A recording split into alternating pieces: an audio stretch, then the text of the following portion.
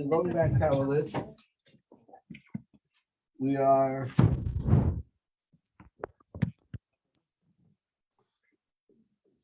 talking about the list where it says on top, Chassidic way of life. What are certain things which they define the Chassidic way of doing things is what we call the Chassidic Farbrengen. And I guess that'll go together with the next thing, number 12, which is about l'chaim and saying l'chaim on mashka, on vodka or whiskey, and talk a little bit about what in the world does this have to do with Chassidus. But let's talk about Farbrengen. So I made a copy here from the Hayom Yom, and there are two parts of the Hayom Yom. Let's first do the one on page 98A, that one. What? There's no more? Should be enough. Yeah.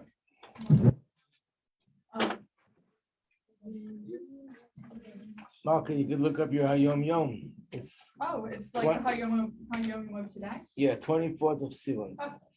Oh no, nothing. No, first I'm doing the one which is the 24th of Tishrei. That's both 24th. Ooh, shocking. The first thing that shows up, Chabad.org. Oh yeah. Oh yeah. We run the world, Chabad.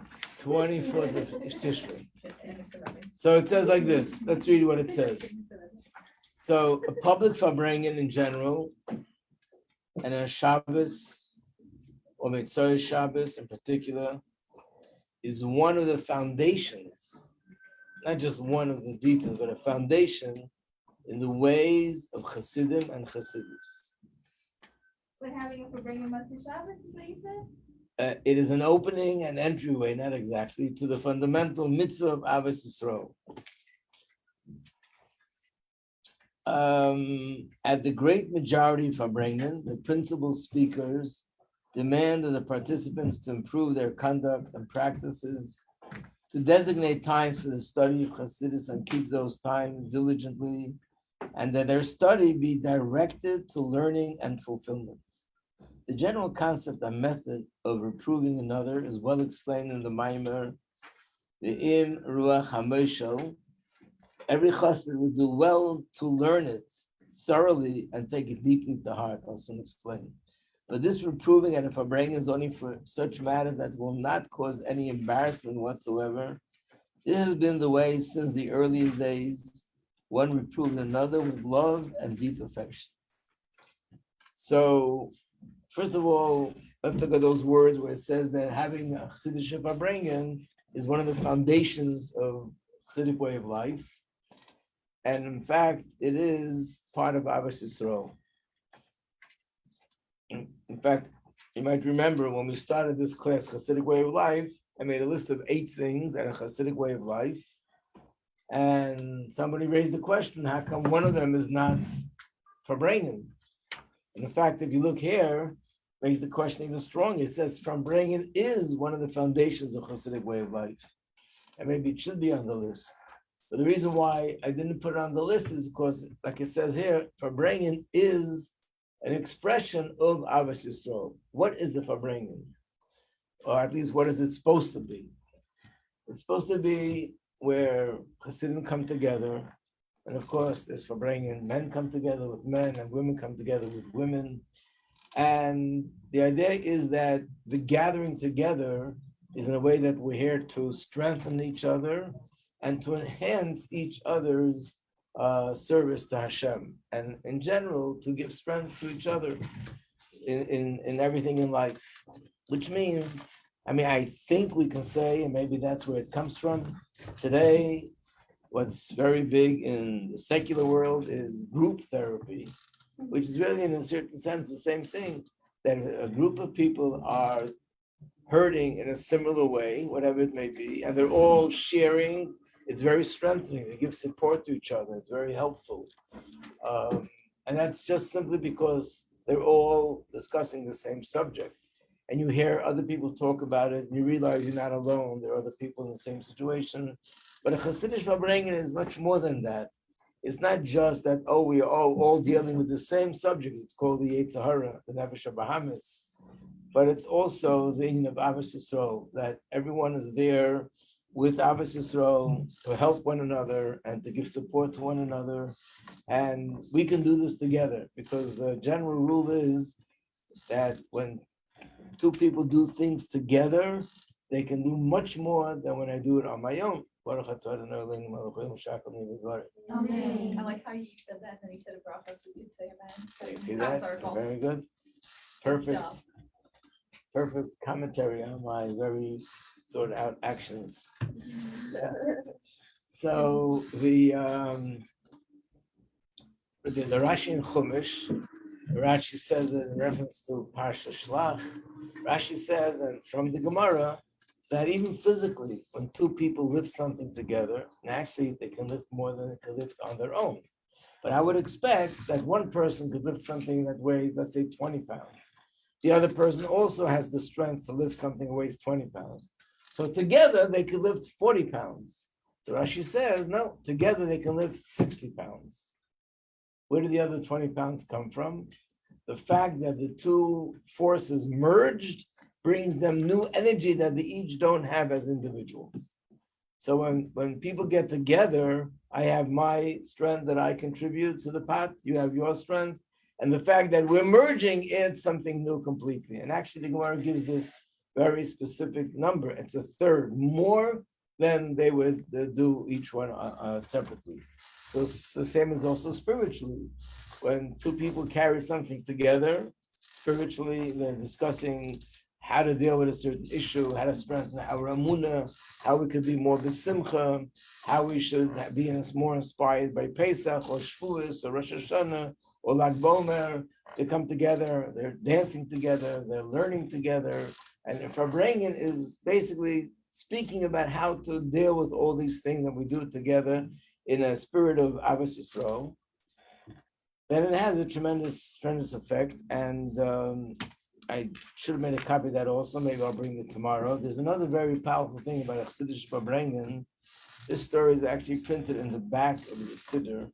I don't know if you ever noticed, in the back of the Siddur, there's a compilation of letters and different sichos of the previous Rebbe. And it's mainly about the power of Tehillim. But there's a story there, part of the story, it's related to this, is that the Alter Rebbe and his colleagues weren't ordinary people. Each one of them was a spiritual giant. They were students of the Maggid. They were the ones that later became Chassidic masters in their own right. They were the founders of different Chassidic movements. And they were sitting together and having a Farbrengen. But this was during the lifetime of their Rebbe, the Maggid. And while they're sitting there, a Chassid got up. This Chassid wasn't one of this sort of elite group, but he was one of the Chassidim. And he started to cry and he said there's a certain crisis in his family. It appears it was somebody who was very seriously ill. And he cried and said to them, he's asking them for a bracha that he should be well. And the reaction was, you're asking us for a bracha? For bracha, you go to the Rebbe. Who are we to give brachas? Again, these people are the ones that in the future they became Rebbes themselves.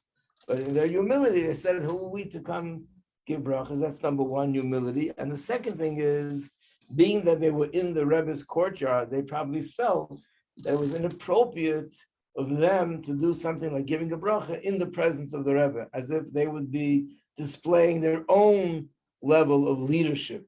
And it's inappropriate for a student to display leadership in the presence of his Rebbe, even a halacha. Like one of the reasons that we find why was it that the two sons of Aaron died, the Gemara gives a few reasons. One of the reasons that are given is because they gave a halachic ruling in the presence of Moshe Rabbeinu, and that's inappropriate, which means they're showing a certain level of leadership in the presence of Moshe, which is their leader. So they didn't want to give the bracha. So the man was begging, and they started to sing because he was crying and they didn't want to give in to give the bracha. So he started to sing a niggun. They're singing and he's crying and he's not stopping and they're not stopping. And suddenly the Alter Rebbe stood up and the Rebbe asked everyone to be quiet. And the Alter Rebbe said, have you all forgotten what our Rebbe Mazucha Maggid told us? Mazucha Maggid said, and just as an introduction to what he said, was that we know that there are infinite angels in Shemayim. And in Kabbalah, you'll find names of different angels, but there are a few angels that their names are actually found in the Torah. When I say in the Torah, I mean in Tanakh, in the books of the prophets, and the later prophets. One of those angels is Michal.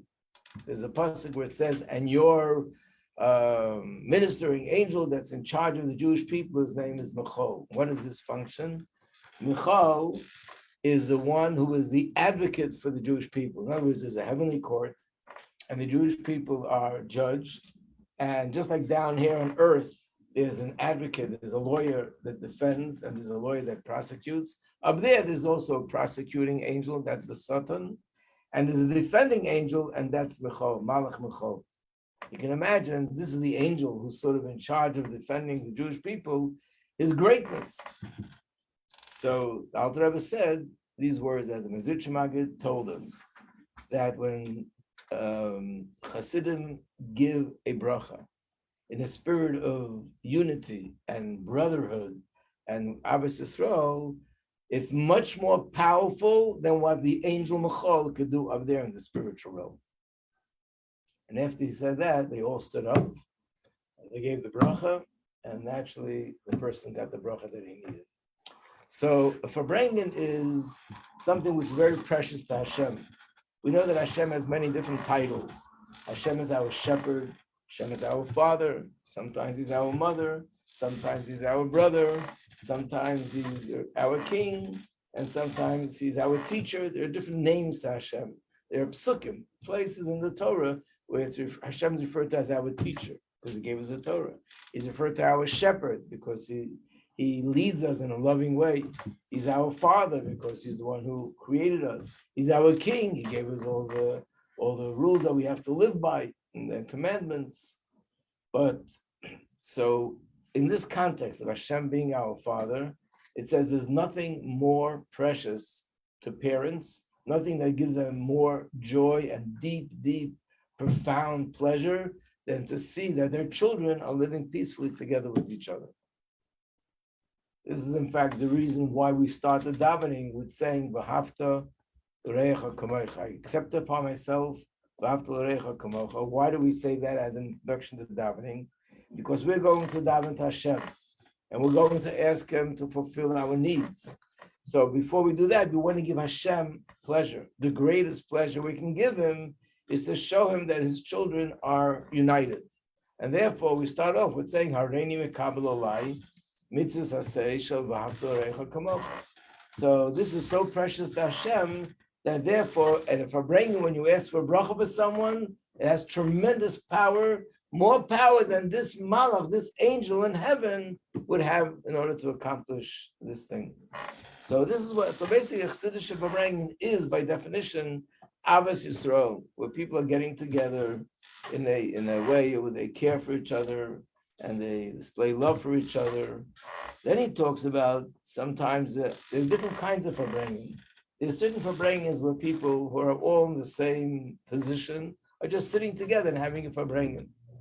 Just like you in the dorm, you can have a Farbrengen where just the students get together, sing Nigunim, and then everyone shares a thought, a feeling about something, and basically in this spirit of Abbas Yisrael.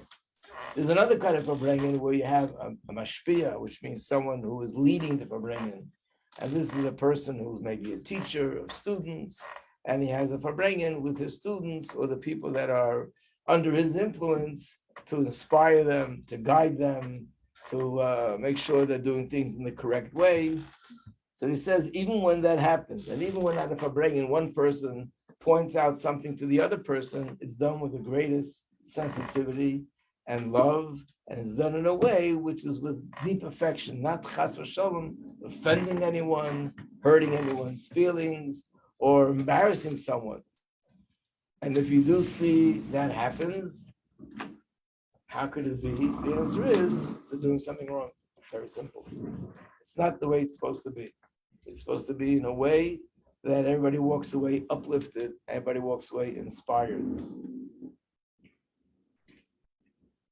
So, example, when the Rebbe had a Farbrengen, it was the same thing, but in a different setting. Here, the Rebbe is our Rebbe. He's leading us. He's talking to us. He's teaching us. He's revealing us new insights into Chassidus.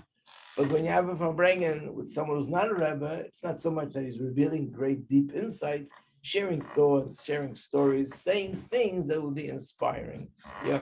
So I know in Chabad we talked about the difference. One of the differences between Chabad and other Hasidic groups is that in Chabad, like the Rebbe reveals the Hasidus to all of us. What is it like for bringing in other groups? So if I bring other groups, would also be repeating a vart that would be inspiring, very often stories that would be inspiring, and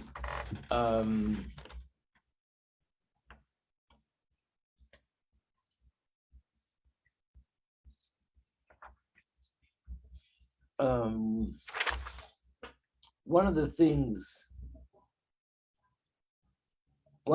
that would happen by Farbrengen very often is that the one who's doing the Farbrengen would tell a story and then take the story and say, what could we learn from it? What's the message? What does it mean? How does it relate to us?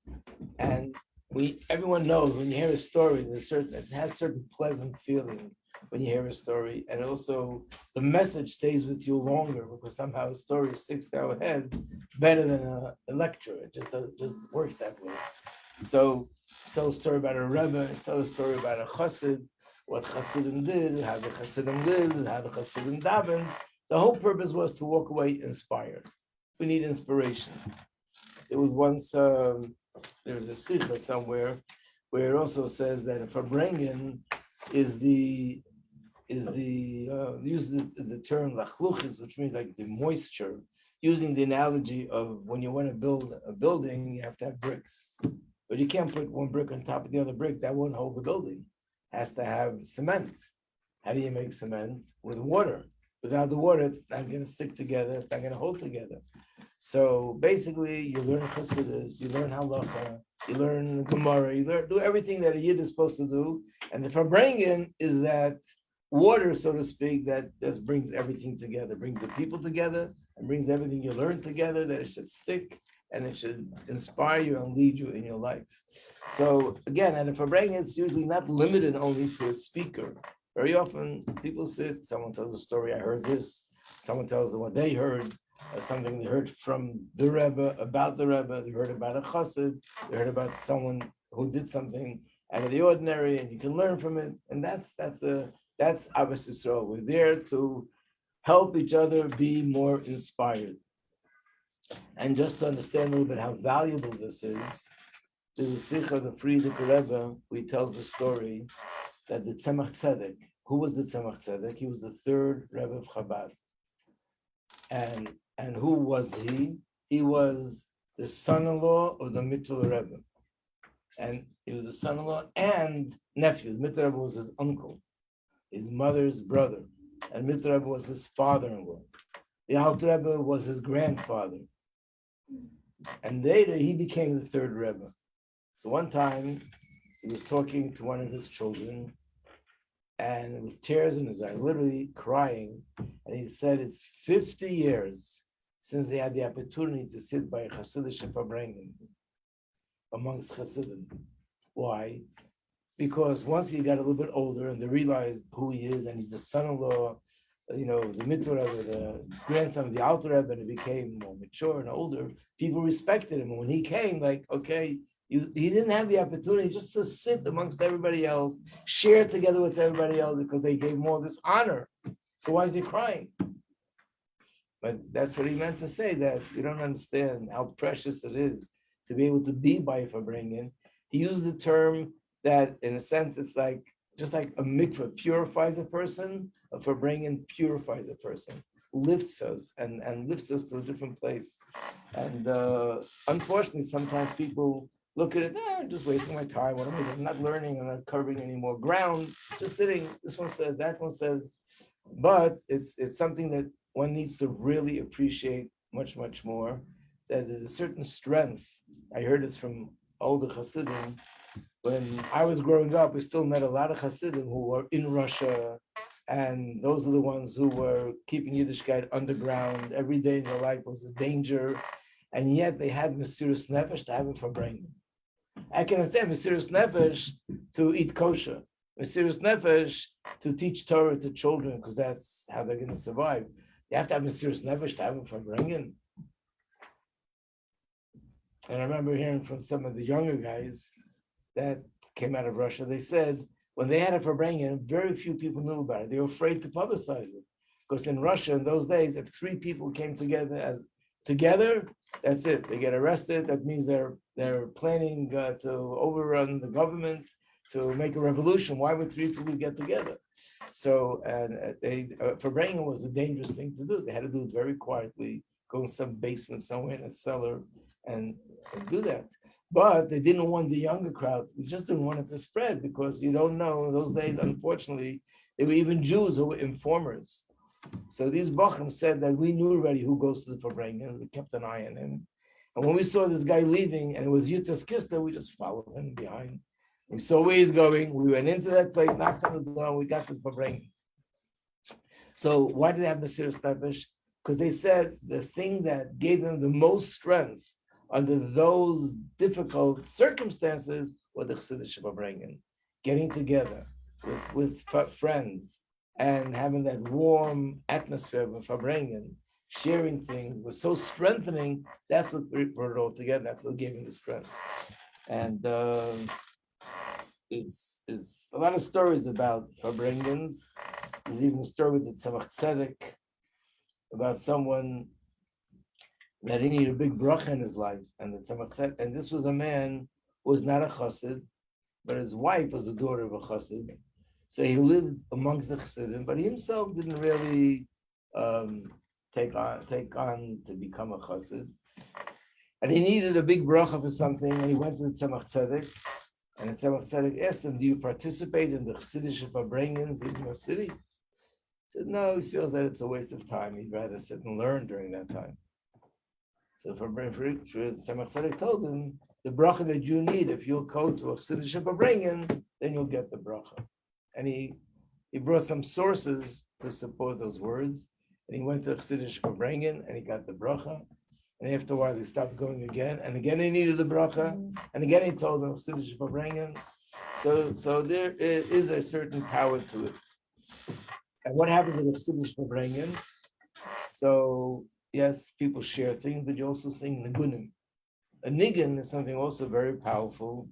I don't have to tell you. A nigun is something which lifts a person, in a sense, out of themselves, and that makes the atmosphere so much more conducive for this. In fact, sometimes with Farbrengens there wasn't a lot of talking, just sitting together, singing a nigun together. I once heard somebody said, "You know what a Chassidic Farbrengen is? There's one older chassid that's sitting there quietly and everybody else is listening." Figure that out. What? I said, there was a chassid that once said, the Chassidic Farbrengen is one guy sitting there quietly and everybody's listening. Which means it's not necessarily he has to give speeches.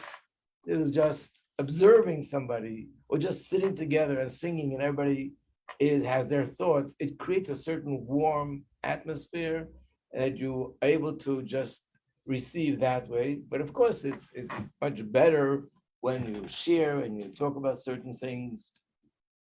So this is all the power that is behind Avos Yisrael. Then the other thing that happens by Chassidic Farbrengen, by men, is the saying of l'chaim. You have mashka on the table, vodka, by the girls you have seltzer or soda or water and potato chips. But then you also We have have, Mike and Ike's in the door. Like an X. Can't forget the Mike and Ike's in the plastic bowl. Crucial for my phone for bringing. but then you have mashke. So the question is, what is that all about? And how is that connected to Chassidus and the Chassidic way of life? So I'm sure you're all aware. And if anyone wants to do research on it, I can give you, there's a booklet that was actually published with the Rebbe's Sichos. This is what it looks like. It says mashke. It's all about what the Rebbe said about drinking, how it's something that in our times today is not really acceptable. And it was once an incident that happened in 1963, I think. And the Rebbe came out with very, very strong rules about not saying l'chaim on too much mashke. First he said not more than 3 times. A few years later, he upped it to 4 times. But just to say, altogether, it shouldn't add up to more than a revius. And the Rebbe spoke about how it could bring negative results. I'm going to elaborate on this a little bit more. But the first question is, how does mashke come to be there in the first place? Chassidus is learning. Chassidus is, especially Chabad, is about learning in a deep way and understanding godliness. And that knowledge and that in-depth understanding inspires me emotionally with feelings of love and fear of Hashem. And it's all about living a life which is disciplined. If you're a chassid, your life is even more disciplined than a person who's not a chassid. So how does mashke come into the picture, which is vodka, something which makes a person more loose, a little bit more letting go, more relaxed, the opposite of what you're supposed to be as a chassid. Because when you're more relaxed, you're able to talk more about the deeper parts of your soul, where there's sometimes there's something that you want to discuss, but you're too afraid to say it. Because there's a classic saying that, like the Chabad rabbis say, when the wine goes in, all the secrets come out. We don't want all the secrets to Well, come not out. all the Some of them. secrets. You still need some mystery behind you. Obviously. That's why you can't have too much wine. You don't know what's Right. So this is what it's about. This is what it's about. And of course, it's based on the fact that we see in Torah, in general, there's a very big emphasis on wine. Wine has has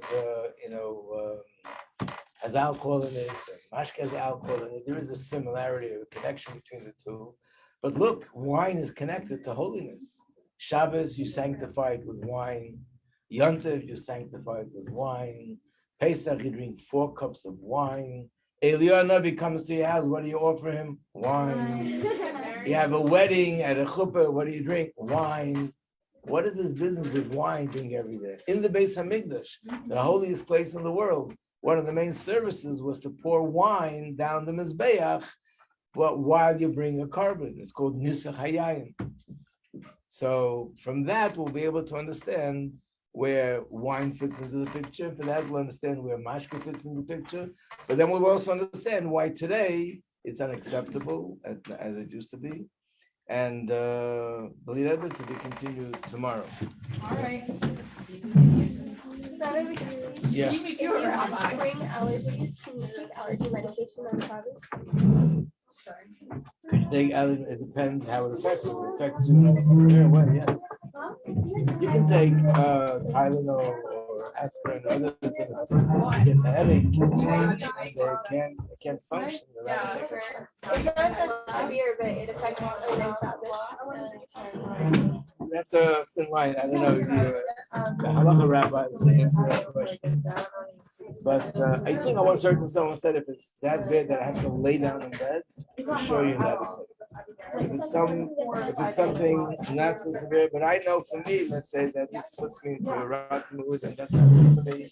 Would be the same thing. I'm gonna take matzo ball to the park now if anyone wants to come. On my right hand. Which part? Which part? What? Growler park? Yeah.